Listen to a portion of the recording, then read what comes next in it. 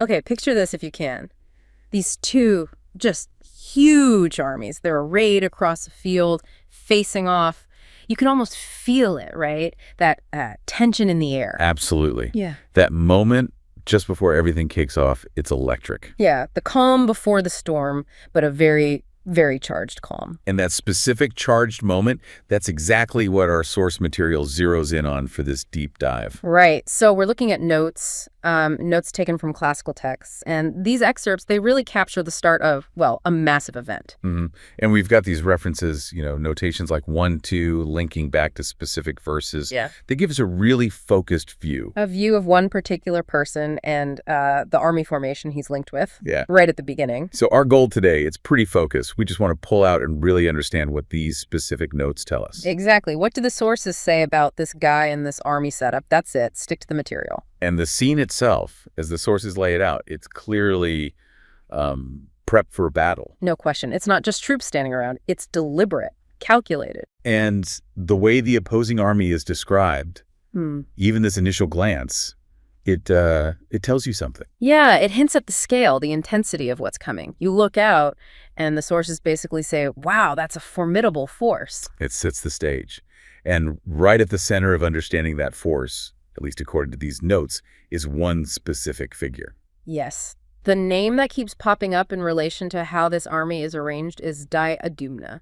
And the sources, they're quite specific about who he is. First off, they state he's the son of Drupada. Right, they even give the Sanskrit, don't they? Drupada Putrina, a direct family tie. Exactly. But then, almost immediately, there's another layer. This is what I find interesting. What's that? The sources also identify him as the student of Dronacharya. Ah, right. There's that phrase, tabasyena, meaning your student. Precisely. And it's apparently used in a line directed right at Drona, so the connection is made explicit. Okay, so son of one key figure, student of another. And then there's how he's actually described. The notes highlight this term used by Duryodhana, the guy on the other side. Which term is that? Dumata. Dumata. Okay, and what does that signify according to the sources? Well, the notes are clear. It means gifted or intelligent. Gifted, intelligent, used by his opponent. Yes. And the sources apparently connect this back to earlier mentions of him being Drona's talented student. Wow. Okay, so just based on these specific notes, you get this really complex intro. He's Drupada's son, Drona's student, and he's acknowledged as intelligent or gifted by the opposition leader. It definitely complicates that simple us versus them view straight away. Right. The enemy is basically saying, yeah, that guy, he's smart, and hey, we trained him. Well, our guy trained him. Sort of, yeah. It points to that dynamic. And this description, this Dimata, leads right into his specific role in this scene. Okay, so he's not just standing there. He's doing something important. He is. The army we're talking about is identified as the Pandava army. The Pandava army. On it.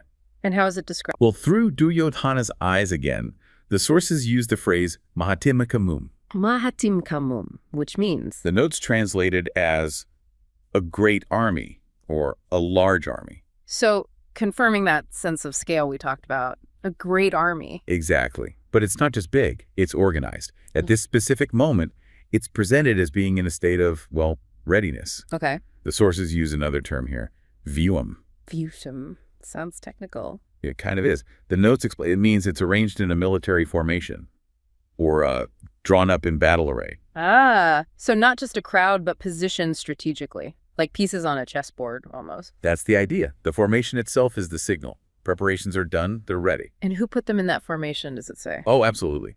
The sources, according to these notes, are very clear, like repeatedly clear on this. Okay. This specific formation, this vyutam of this great Pandava army, Mahatimkamum, it was arranged by Duryodhana.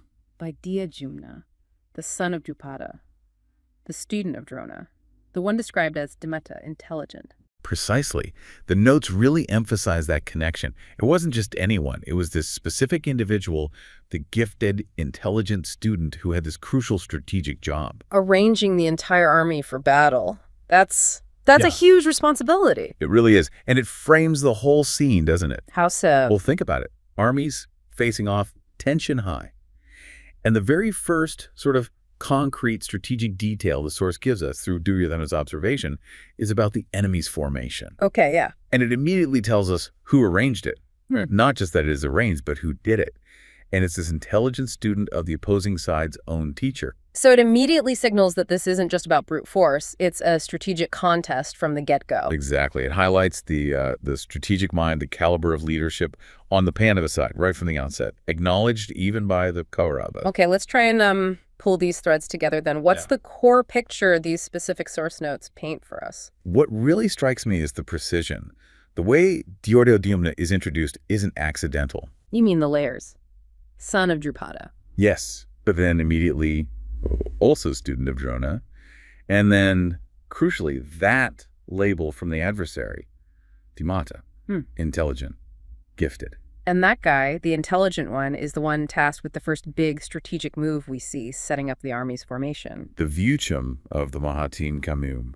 It all links together very tightly in these notes. So why does this specific combination of facts matter? Why should you, listening, care about these particular details? Well, I think understanding these precise points, just sticking to what the source material provides here, it gives you a kind of shortcut. A shortcut to what? To grasping the dynamics of this really complex situation right at the start. Knowing who is seen as intelligent Dhimata. Right, and who's doing the critical strategic work, like arranging the army Vyutam? And their specific connections, son of this person, student of that person. It gives you a really crucial context almost instantly. It lets you build a quick mental map, maybe, of the players and how they're perceived, their strengths, even before the real action starts. Exactly. It's not just about what's happening, armies forming up. It's about how the source itself frames it, using specific words, specific roles. To signal the stakes involved and the capabilities of the key figures. Yeah. You learn about the situation through the details the text chooses to highlight, like that acknowledgement of intelligence, Dhimata, coming from the other side. So it helps you become sort of well-informed about the initial setup of this whole epic narrative just by focusing on these source details. Mm-hmm. And this deep dive, just focusing on these notes, it leaves us with, I think, a pretty compelling thought to chew on. Okay, what's that? Think about it from, say, Drona's perspective or Duryodhana's. You're standing there looking across the field. You see this great army arranged effectively. Yeah. And, where you point out that the person who arranged it is explicitly called intelligent, Dhimata. Okay. And that same intelligent person was the student of your own side's master strategist, Drona. What does that specific combination, the acknowledged skill, the relationship, the crucial role tell you? It tells you it's not just a simple fight. It's tangled. There are histories there, relationships. Right. It suggests layers beneath the surface. There's the immediate conflict, sure, but there's also this background of shared training, acknowledged skill, maybe even a kind of complicated respect mixed with the rivalry. Especially right there on the brink of war. That one detail the source provides, calling the enemy strategist Dhimata and noting his teacher, it adds this unexpected depth. It really does. It forces you to think about the human element, the strategic element, the intertwined pasts, all bundled up in that one moment before the battle begins. Definitely something to reflect on. How acknowledging your opponent's intelligence, especially when it stems from your own side's teaching, shapes the whole perception of the conflict to come. Indeed.